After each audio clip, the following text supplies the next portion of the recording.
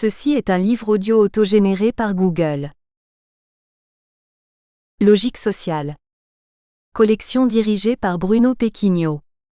En réunissant des chercheurs, des praticiens et des essayistes, même si la dominante reste universitaire, la collection Logique sociale entend favoriser les liens entre la recherche non finalisée et l'action sociale. En laissant toute liberté théorique aux auteurs, elle cherche à promouvoir les recherches qui partent d'un terrain, d'une enquête ou d'une expérience qui augmente la connaissance empirique des phénomènes sociaux ou qui propose une innovation méthodologique ou théorique, voire une réévaluation de méthodes ou de systèmes conceptuels classiques. Dernière parution. Michel Verret, Lecture sociologique 2009. Yann Guillot, J'envie de merdir, Le juste et l'injuste. Émotion, reconnaissance et action collective 2009. Chantal Nicoledrancourt dire, Conciliation travail-famille, attention travaux 2009. Catherine Lejealle, La télévision mobile. Usage, contenu et nomadisme 2009. Claude Giraud, De la dette comme principe de société 2009. David Mandin, Les systèmes d'échange locaux CEL. Circulations affectives et économie monétaire 2009. Pierre Baraka et al. Les animateurs face à l'intégrisme religieux et à l'oppression des femmes. Témoignages, discussions, enjeux de formation 2009. Catherine Agulon et Angela Xavier de Brito, Les étudiants étrangers à Paris. Entre affiliation et repli 2009. Alexandre Duclos, Des formes modernes de cosmopolitisme 2009. Éric Forgues, L'activité symbolique. La formation de soi et de la société 2009. Atman Dir, Enquêter auprès des migrants 2009. Jacques Chavannes, La cité au travail. L'insertion des jeunes de banlieue d'origine maghrébine 2009. Anna Aurkenreglin, Danseuse de cabaret. La lumière à l'ombre 2009. Pierre Avidal-Naquet, Faire avec le cancer dans le monde du travail 2009. Jean-Charles Bérardi, Prolégomène à une sociologie de l'art. Les formes élémentaires de l'échange artistique et son procès. Tome 2, Analyse et modèle 2009. Jean-Charles Bérardi, Prolégomène à une sociologie de l'art. Les formes élémentaires de l'échange artistique et son procès. Tome 1, Problématique et méthodologie 2009. À Karim et Leïla. À tous ces autres. Que j'ai aimé, que j'aime et aimerai. Merci à Marion pour le titre. Et à Elisabeth. Préface. La création en mai 2007 d'un ministère de l'identité nationale appelle, de la part du chercheur en sciences sociales, deux séries de remarques.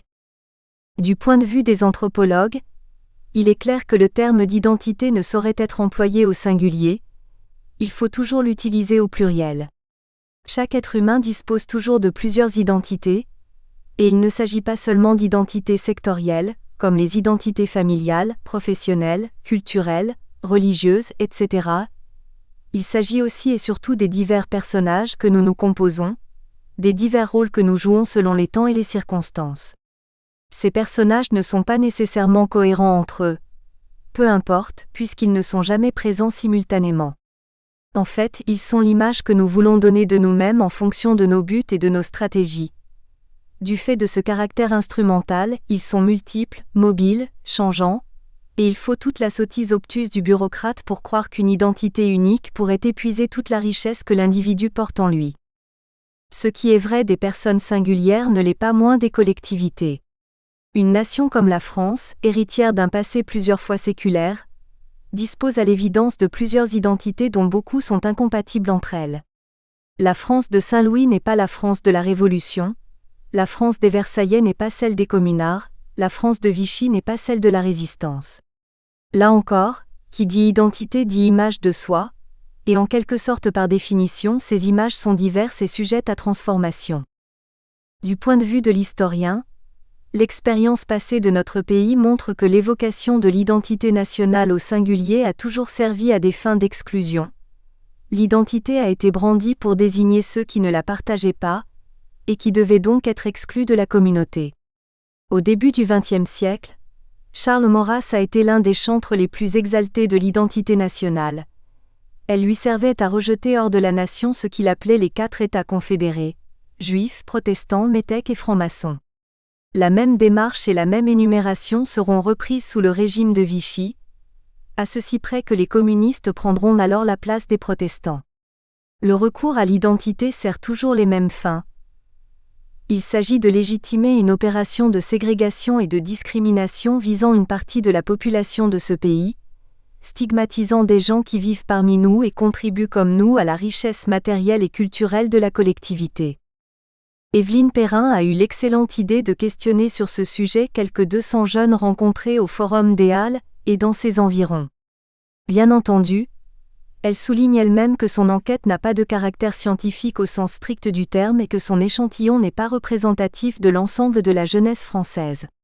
La démarche n'en est pas moins pertinente, car les jeunes interrogés appartiennent pour la plupart à cette fraction de la population que les nouveaux prophètes de l'identité nationale voudraient exclure.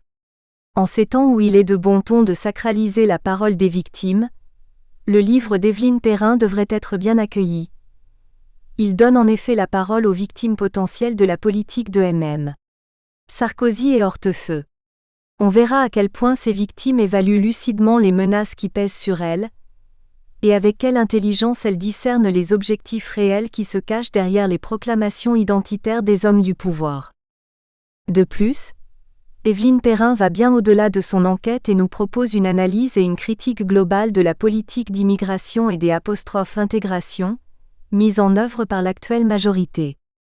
Fortement argumentée, nourrie de faits et de réflexions, cette analyse et cette critique apporteront une aide efficace à tous ceux, de plus en plus nombreux, qui combattent l'action gouvernementale et luttent pour une autre politique, respectueuse des droits et de la dignité des personnes, soucieuse d'ouverture, de dialogue et d'échange. Emmanuel Terray. Anthropologue, EHESS, LDH. Introduction. Même s'il existe une continuité manifeste dans les politiques menées à l'égard de l'immigration en France au cours de ces dernières années, la création en mai 2007 d'un ministère de l'immigration, de l'identité nationale, de l'intégration et du co-développement, constitue un précédent dans l'histoire de la gestion de l'immigration à plusieurs titres. Gestion de l'immigration et défense de l'identité française sont mêlés dans un même ministère, alors que ces deux champs relevaient auparavant de 2 ministères distincts, celui de l'Intérieur et celui de la Culture, et c'est la première fois qu'un ministère est chargé explicitement de défendre l'identité nationale. Il nous est apparu intéressant de mener une enquête auprès de jeunes pour savoir ce que représentait pour eux la création d'un tel ministère, à l'heure de la mondialisation et de l'ouverture des frontières au moins au sein de l'Europe, à l'heure aussi où le brassage ethnique atteint des proportions non négligeables dans la population urbaine française. Nous avons choisi de mener cette enquête auprès des jeunes qui fréquentent le quartier des Halles parce que s'y croisent et s'y retrouvent des jeunes venant de toute la banlieue francilienne, et que ce quartier, où sont présentes toutes les origines ethniques, est en quelque sorte le cœur métissé de Paris. Nous avons interrogé 190 jeunes majoritairement âgés de 15 à 25 ans, de toute origine, sur leur perception du ministère de l'immigration et de l'identité nationale, mais aussi sur leur appréciation de ses objectifs affichés, à savoir l'intensification des expulsions de sans-papiers et le durcissement des conditions du regroupement familial. Nous leur avons demandé ce qu'ils pensaient de l'immigration en France, danger, handicap ou richesse, et de la diversité ethnique. Il s'en dégage un rejet particulièrement massif des politiques menées ou annoncées en matière de gestion de l'immigration, et une revendication de la diversité ethnique, voire du métissage, comme des traits positifs de la société française actuelle ou en devenir. C'est en me promenant aux Halles, cœur métissé de Paris, 3 semaines après l'élection de Nicolas Sarkozy et sa création d'un ministère de l'immigration et de l'identité nationale, que m'est venue l'idée d'écrire un pamphlet contre ce ministère en partant de la réalité, du vécu d'ores et déjà cosmopolite des jeunes d'aujourd'hui.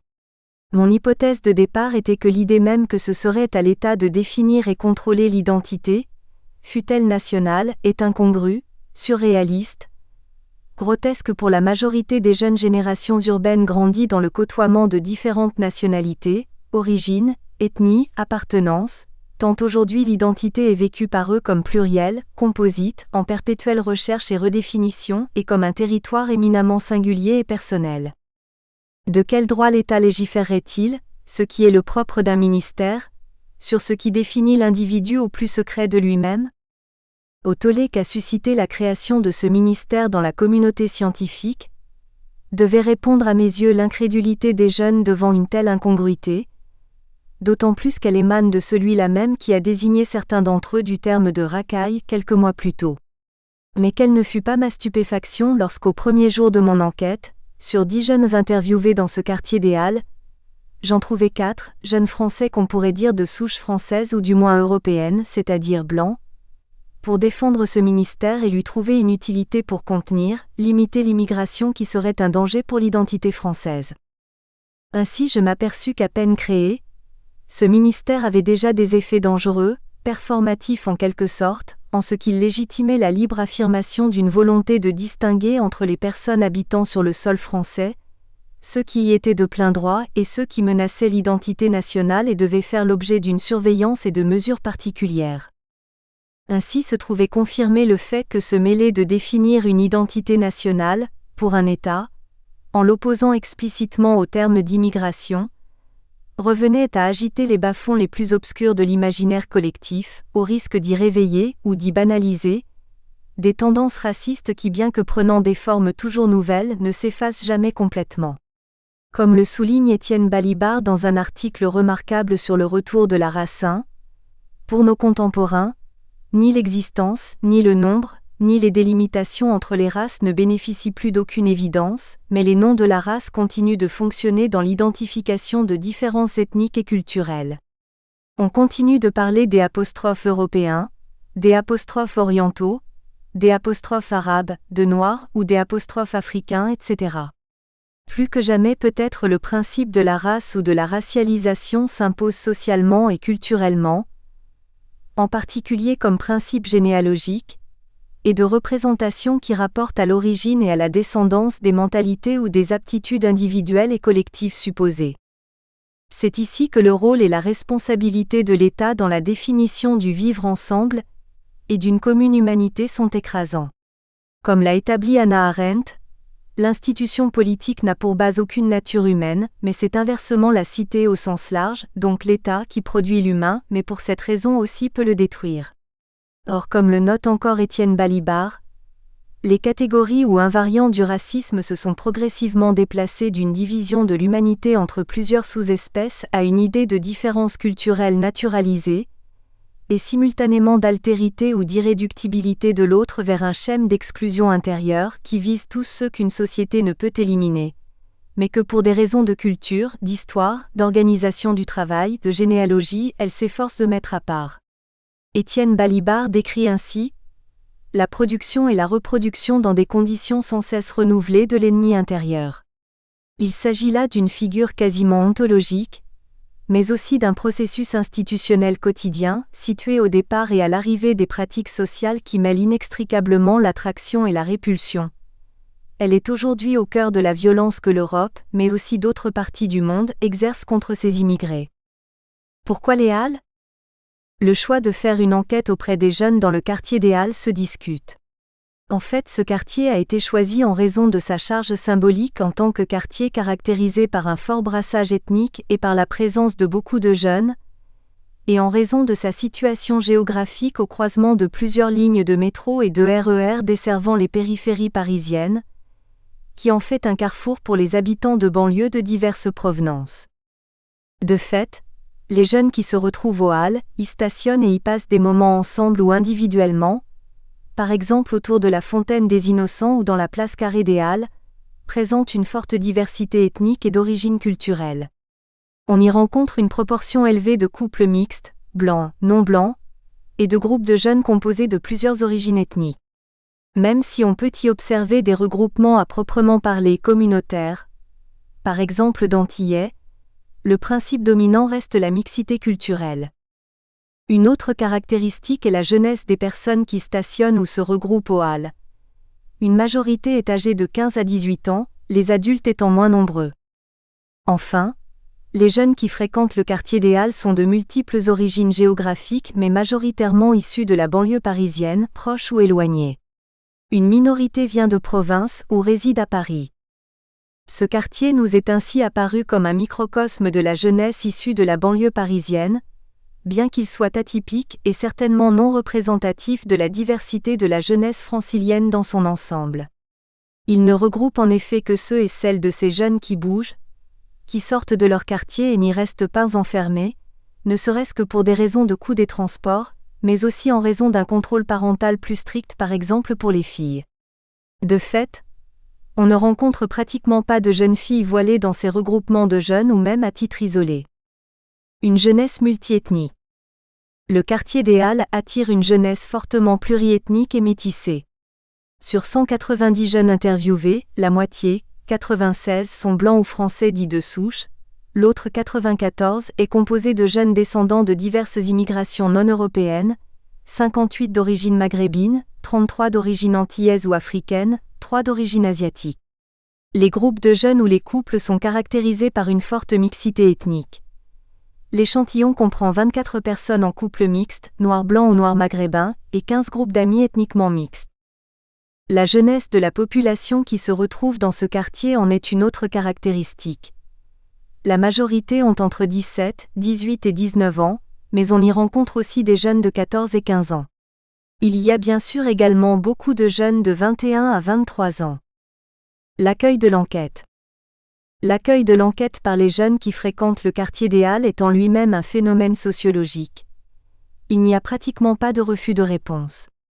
Quand on leur demande ce qu'ils pensent de la création par Nicolas Sarkozy d'un ministère de l'immigration et de l'identité nationale, pratiquement tous les jeunes, même les plus jeunes d'entre eux, de moins de 18 ans, se montrent concernés et acceptent de répondre aux questions pendant un long moment, pouvant aller du quart d'heure à la demi-heure ou plus, et tiennent à s'exprimer. Le seul nom de Nicolas Sarkozy suscite de fortes réactions, crispations, haine ou intérêt. Il ne laisse personne indifférent, sauf une infime minorité qui affirme ne pas s'intéresser à la politique. Une autre petite minorité refuse de répondre comme si cela lui était trop douloureux, commentant ainsi la question « Sarkozy, no comment ». L'écrasante majorité veulent répondre, ont un point de vue tranché et tiennent à le faire savoir. Et ils répondent avec le plus grand sérieux, manifestant un intérêt pour la chose politique, et ceci même pour les plus jeunes. La plupart ont entendu parler de la création de ce ministère, de façon plus ou moins précise. Ils se sentent concernés, certains allant même jusqu'à vivre cette création comme une déclaration de guerre à leur égard, notamment ceux qui sont des descendants d'immigration antérieure, maghrébine ou africaine, mais également des jeunes Français qu'on pourrait nommer de souche. Ce qui ressort de cette enquête est la vivacité d'une conscience politique chez ces jeunes, d'une sensibilisation à la question du vivre ensemble, qui ne se traduit précisément pas par un engagement politique au sens traditionnel, dans un parti politique par exemple, ou dans le champ associatif, à part de très rares exceptions. Ces jeunes veulent avoir leur mot à dire, ont l'impression de ne pas être écoutés et ne témoignent d'aucune confiance envers la classe politique. Ils sont politisés sans être engagés. C'est bien là une partie de la question. Comment leur donner une place dans la représentation politique et ne pas faire comme s'ils n'existaient pas ? Lourd défi pour les partis politiques. Les questions. Plusieurs questions étaient posées aux jeunes interviewés. Que pensaient-ils de la création du ministère de l'Immigration et de l'Identité nationale ? La jugeaient-ils utile, efficace ou inutile, voire dangereuse ? Que pensaient-ils de la chasse aux sans-papiers et de la fixation de l'objectif de 25 000 expulsions par an ? Que pensaient-ils du durcissement des conditions du regroupement familial ? L'enquête s'est déroulée en juillet et août 2007, soit avant la proposition d'amendement Mariani introduisant les tests ADN dans la procédure de regroupement familial, et le débat suscité par cet amendement finalement voté en octobre. Que pensait-il de l'immigration ? Était-ce un handicap ? Ou une richesse pour la collectivité nationale ? Y avait-il trop d'immigrés en France, ou un pourcentage normal ? Quelle devait être la politique à l'égard de l'immigration ? Que pensait-il de la diversité ethnique de la population ? Que pensait-il enfin de l'identité nationale ? Était-elle menacée ? 1. La création du ministère de l'Immigration et de l'Identité nationale. Les objectifs du ministère de l'Immigration et de l'Identité nationale. Le décret du 31 mai 2007 relatif aux attributions du ministre de l'Immigration, de l'Intégration, de l'Identité nationale et du codéveloppement précise les attributions du ministère. Il prépare et met en œuvre les règles relatives aux conditions d'entrée, de séjour et d'exercice d'une activité professionnelle en France des ressortissants étrangers. Il est chargé, en liaison avec les ministres compétents, de la lutte contre l'immigration illégale et la fraude documentaire intéressant des ressortissants étrangers, de la lutte contre le travail illégal des étrangers, de la politique d'attribution des visas. Il est compétent, dans le respect des attributions de l'OFPRA et de la Commission de recours des réfugiés, en matière d'exercice du droit d'asile et de protection subsidiaire et de prise en charge sociale des personnes intéressées. Il est responsable de l'accueil en France des ressortissants étrangers qui souhaitent s'y établir, et est chargé de l'ensemble des questions concernant l'intégration des personnes immigrées en France. Pour l'exercice de cette mission, il est associé à la définition et à la mise en œuvre des politiques d'éducation, de culture et de communication, de formation professionnelle, d'action sociale, de la ville, d'accès aux soins, à l'emploi et au logement et de lutte contre les discriminations. Il a la charge des naturalisations et de l'enregistrement des déclarations de nationalité à raison de mariage. Il est associé à l'exercice par le garde des Sceaux, ministre de la Justice, de ses attributions en matière de déclaration de nationalité et de délivrance des certificats de nationalité française. Avec les ministres concernés, il participe auprès des ressortissants étrangers à la politique d'apprentissage, de maîtrise et de diffusion de la langue française. Il est associé à la politique menée en faveur du rayonnement de la francophonie. Il participe, en liaison avec les ministres intéressés, à la politique de la mémoire et à la promotion de la citoyenneté et des principes et valeurs de la République. Il est chargé de la politique de codéveloppement, en liaison avec le ministre des Affaires étrangères et européennes et le ministre de l'Économie, des Finances et de l'Emploi, participe à la définition et à la mise en œuvre des autres politiques de coopération et d'aide au développement qui concourent au contrôle des migrations. Dans le respect des attributions du ministre de l'Économie, des Finances et de l'Emploi en matière de statistiques, il coordonne la collecte, l'analyse et la diffusion des données relatives à l'immigration et à l'intégration des populations immigrées. Il est associé à la collecte et à l'analyse des données relatives à la population. Ses compétences sont donc extrêmement étendues, et s'entrecroisent avec celles d'autres ministères, lui conférant un droit de regard sur des aspects aussi essentiels pour l'exercice des droits de l'homme que la politique de l'asile par exemple. L'article 2 prévoit qu'il préside notamment la commission interministérielle pour le logement des populations immigrées. L'article 3 lui donne autorité, avec le ministre de l'Intérieur, sur la police nationale. C'est donc un ministère tentaculaire, dont les compétences se verront même étendre à une autorité conjointe sur le fonctionnement de l'inspection du travail. C'est ainsi que le 9 novembre 2007, célébrant ses 6 mois à la tête de son ministère, Brice Hortefeux se réjouit de son bilan, les expulsions ayant progressé de 29,4% par rapport à 2006. Il vante les 3 accords de gestion concertés, destinés à faciliter l'appréhension et la maîtrise des flux migratoires, on ne peut être plus clair, signés avec le Sénégal, le Gabon et la République démocratique du Congo. Plus encore, il s'efforce de peser doctrinalement sur la diplomatie française et devrait intégrer le conseil d'administration de l'Agence française de développement, pilier des projets d'aide de la coopération française 2. Le transfert de la politique du co-développement du ministère de la Coopération à celui de Brice Hortefeux n'a rien d'anodin. Le président de la République a en effet très officiellement chargé ce dernier de repenser la politique d'aide au développement dans les pays sources d'immigration à la lumière de la maîtrise des flux migratoires, selon la lettre de mission du 9 juillet 2007. Le co-développement ne sera donc plus un simple outil d'aide au développement, ce sera aussi un outil de gestion des flux migratoires, selon le principe du donnant-donnant. On vous aide si vous gardez vos candidats à l'émigration chez vous. Ceci aux grandes dames du Haut Conseil de la coopération internationale, HCCI, pour lequel le codéveloppement n'est pas et ne peut devenir un instrument de régulation des flux migratoires.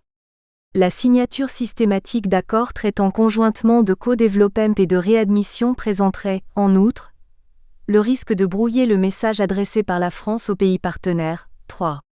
Et de poursuivre, lier trop directement l'aide publique au développement, dont les effets sont attendus sur le moyen et long terme, et la gestion des flux migratoires qui est un problème de court terme, risque de s'avérer illusoire voire dangereux. Les réactions à la création du ministère. La création par Nicolas Sarkozy, à peine élu à la présidence de la République, en mai 2007, d'un ministère de l'immigration et de l'identité nationale fut une réponse explicite aux électeurs du Front National à qui avait été faite cette promesse pendant la campagne électorale. En effet, seul le Front National avait jusqu'ici en France fait de la défense de l'identité nationale, avec la stigmatisation de l'immigration, l'un de ses chevaux de bataille. La création d'un tel ministère n'avait de fait qu'un seul précédent historique, celui de la création du Commissariat général aux questions juives, du sinistre Xavier Vallat sous le régime de Vichy. Certes, nous dira-t-on, la situation n'est pas la même et les sans-papiers raflés ne partent pas vers les camps de la mort, ils sont simplement jetés menottés dans des avions. Mais l'essentiel est qu'ils ne vivent plus l'état de droit, exactement comme la France de Vichy avait privé de tout droit dès 1940 les juifs, les tziganes, les communistes, les homosexuels. C'est donc la première fois qu'est créé un ministère chargé de l'identité nationale en France, et la première fois que cette question est associée dans le même ministère à la question de l'immigration, jusque-là attribuée au ministère de l'Intérieur. L'amalgame ainsi créé entre les deux questions ne manqua pas de soulever une polémique. En effet, lier dans le même ministère les deux questions, après une campagne axée sur la sécurité et l'arrêt de l'immigration, suggérait immanquablement que l'immigration était une menace à l'identité nationale française, en écho au thème agité depuis des années par le Front National, mais dont s'étaient distanciés fortement tous les autres partis politiques et le président Jacques Chirac. La polémique enfla aussitôt. Un coup d'éclat lui fut donné par la spectaculaire démission collective, le 18 mai 2007, derrière Gérard Noiriel, des 8 historiens désignés au conseil scientifique de la toute nouvelle Cité nationale de l'histoire de l'immigration, le paradoxe voulant que celle-ci ouvre ses portes et célèbre les apports incontestables des vagues successives d'immigration à l'histoire et à la prospérité de la France au moment même où était créé un ministère explicitement orienté vers la limitation de l'immigration, et ouvertement dirigé contre les vagues les plus récentes de cette immigration. L'absence de participation du nouveau président de la République à l'inauguration de cette institution voulue par Jacques Chirac fut d'ailleurs remarquée. La communauté scientifique ne manqua pas de réagir elle aussi. Le réseau scientifique Terra, Travaux, études et recherches sur les réfugiés et l'asile, mit en ligne sa propre pétition, qui fut aussitôt signée par près de 3000 personnes. Un nombre important de chercheurs en sciences humaines spécialistes des questions de migration, appartenant à l'Association française des anthropologues, au réseau Terra, au réseau thématique 2, Sociologie des migrations et production de l'altérité, de l'Association française de sociologie, à l'Association pour la recherche en anthropologie sociale et à la Société d'ethnologie française, soutenue par la Ligue des droits de l'homme et la CIMAD et les démissionnaires de la Cité nationale de l'immigration, organisèrent un forum débat le 27 juin 2007 à la Sorbonne et décidèrent de créer un observatoire de l'institutionnalisation de la xénophobie. 4. Dans un article publié par Libération le 22 juin 2007, Catherine Corollaire donne la parole à Gérard Noiriel et à ses amis, qui s'étaient fait traiter par Nicolas Sarkozy de petite intelligentsia pour avoir osé critiquer la... Nous espérons que vous avez apprécié cet aperçu. Pour continuer à écouter ce livre audio sur Google Play Livres, utilisez le lien dans la description de la vidéo.